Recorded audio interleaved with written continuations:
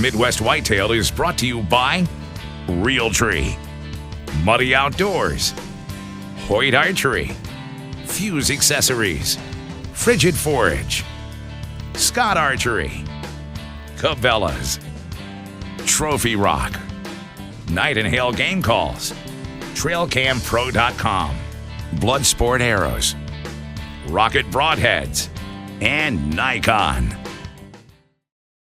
I'm going to walk all the ditches on the part of the farm where we're getting photos of Bubba back in September. I'm going to take a day off from hunting today, and I'm going to see if I can find this buck. I'm hoping I don't find him, because if I do, he'll be laying dead in one of these ditches, a casualty from EHD. But before I put a whole bunch of time into hunting him, or even trying to find him back with the trail cameras, I want to first rule out the fact that he may have died from EHD. Everybody else is hunting today, so I'm going to do this survivor man style, self-filmed with the camera in my hand. You know, I'm going to learn something about the farm if nothing else. A lot of spots here I probably haven't walked in a while. I'll take you along and show you whatever I find dead along the way. Hopefully it's not Bubba, but if it is, we'll at least know where he's at, and we don't need to continue looking for him. Well, I've come up on the first one here. I'm moving down these creeks and ditches as much as I can into the wind. And by doing that, my nose really is what's alerting me to these dead deer. I smelled one earlier. I probably didn't spend enough time looking for it. I might have to go back and look again in that area, but here's a small buck right behind me here. Certainly not Bubba. I'll keep looking here. I don't know, that's two that I've smelled, one I've found. So I haven't gone very far, maybe just 150, 200 yards. Hopefully there's not too many more. 20 yards from where I'm standing, found my second one dead, just a doe. What's interesting is they're along these creeks. The creek's about 20 yards behind me, but I haven't found any in the creeks itself yet. So I might not be covering a wide enough area. All right, I'm gonna keep walking here. I've probably covered about 25% of the ground I want to cover today. I'm down in a real nasty spot here. I'm looking ahead. I can see the picked over skeleton of a deer.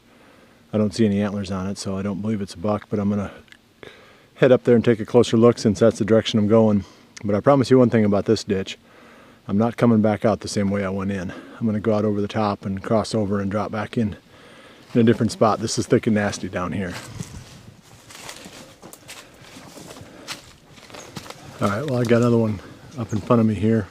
I walked that last ditch all the way out and popped up over the top of the ridge and dropped back into the main drainage again. Now I'm working in the opposite direction, and I'll flip the camera around. I don't see any antlers, but that doesn't mean that the head hasn't been grabbed off this deer. It's hard to tell for sure, so we'll take a look. Well, it's another doe. I'm up to one buck and 3 does so far. So I'm going to keep walking this main drainage out.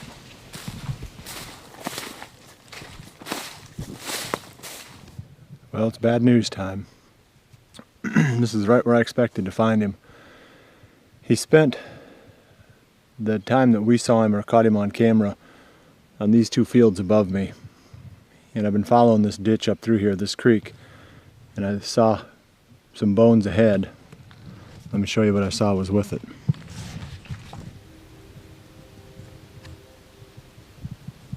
It's big set antlers right there. I was afraid I'd find him dead.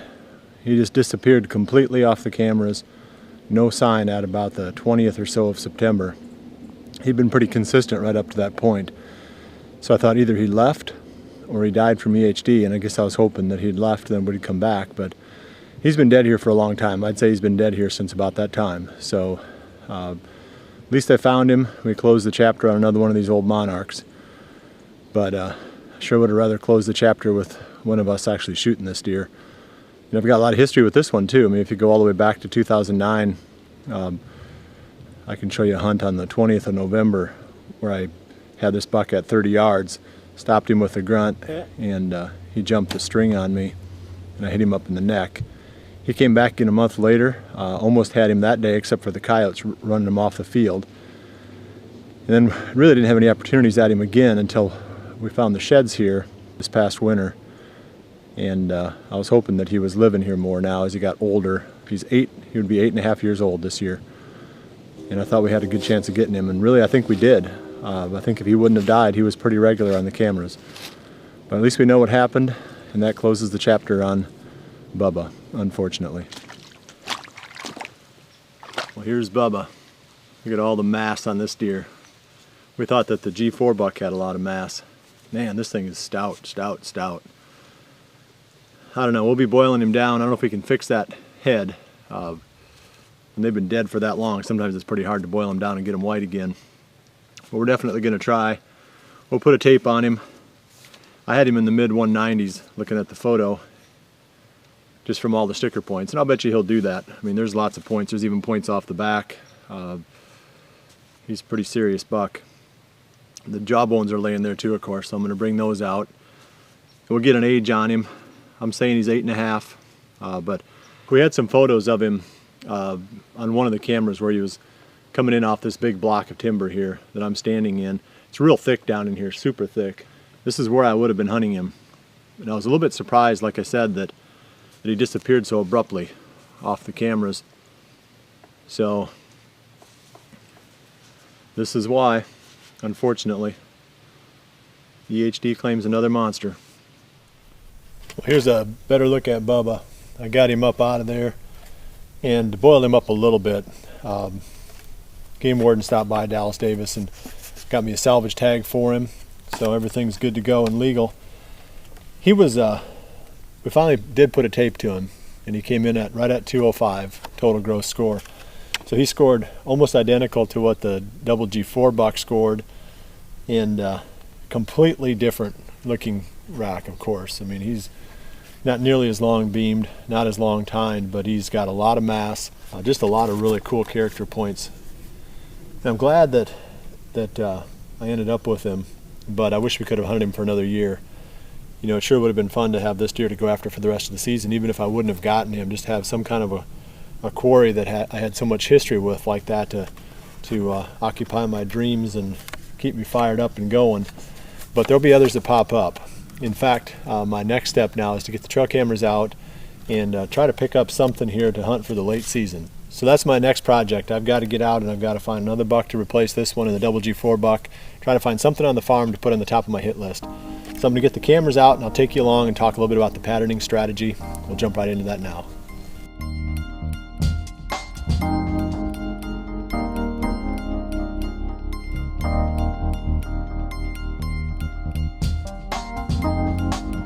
My patterning strategy really breaks down into two parts. So it's time again, with the rut over with, to figure out what deer are around and get a quick inventory. And there's two steps that I use when I'm patterning the deer here. It's especially important this year because since I killed the double G4 buck and Bubba died of EHD, I really don't have a strong candidate. So I need to find a buck here that's at least got the age that warrants hunting that deer. And then hopefully he's got some antler qualities that we like too, but priority number one is to find a buck that's at least fully mature. So I've got a camera here. This is one of my favorite spots, obviously. Looking right down this ridge, I can see the tree stand where I shot the double G4 buck. I haven't been in here since, so it's been since November 3rd that I've been on this ridge. And I'm starting here with step number one, and that is to put the cameras out over corn. And we can do that legally here in Iowa. It takes me about a week, roughly. I can get a really good inventory of what's around. So the first step is figure out what's in the area. And I'll run probably, like I said, for about a week here. It'll take 2 different card pulls.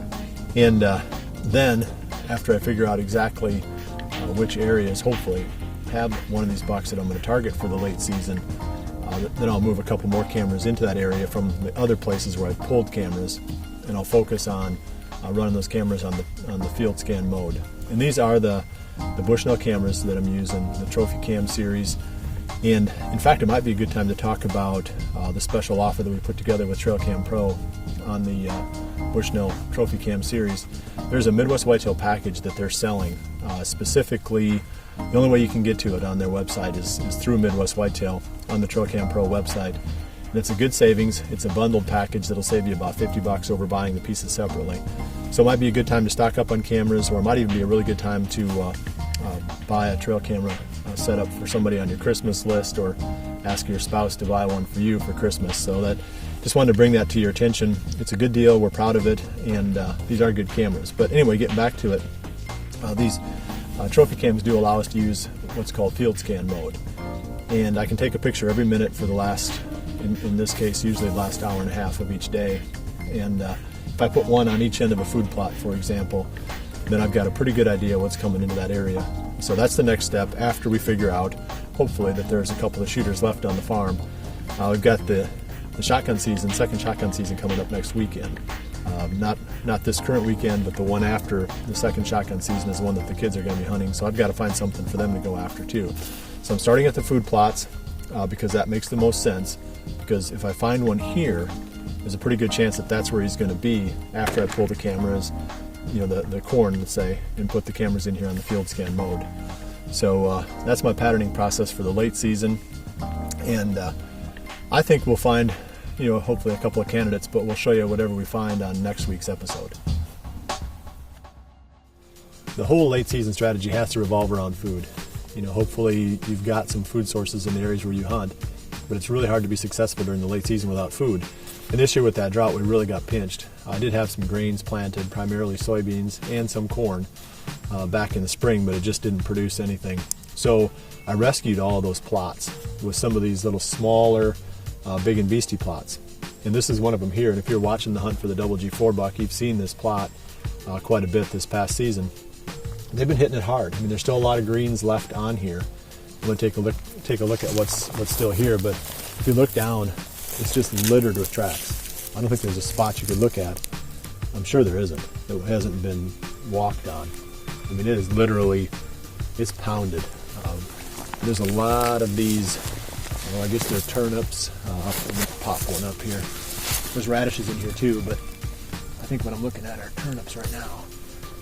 There's a lot of this going on right here, where they're eating the bulbs down to the ground level. They're eating the greens still, but it looks like they're starting to work on the bulbs, and that's pretty typical of what happens during the late season. So I'm figuring, depending on what comes out here, there were a couple of bucks that we saw in October, at least one in particular, a big old 8-pointer, not a high-scoring deer, but a big, fully mature buck. He might be a candidate on this food plot. Hopefully we can find that on this camera and learn that. But the big and beastie really starts to pay off now, and you can see they're just tearing it up. They've eaten probably 2/3 of the greens and maybe 25% of the bulbs. So I'd say this will hold out for at least another month. So that's a lot of forage for a lot of deer out here. All right, that's my last camera for today. Hopefully I can pick up something on, I put 7 of them out. I've got 7 spots where I think that might work for late season hunting. I really need to find a buck for either myself to hunt during the late season or for Jordan and Andrew to hunt next weekend when the second shotgun season comes in here in Iowa. Hopefully I can pick up a shooter on one of these cameras. If so, I'll show it to you next week, and we should have some second shotgun season action here too. So we'll see you right back here again next week for the next episode of Midwest Whitetail, and remember to always dream big.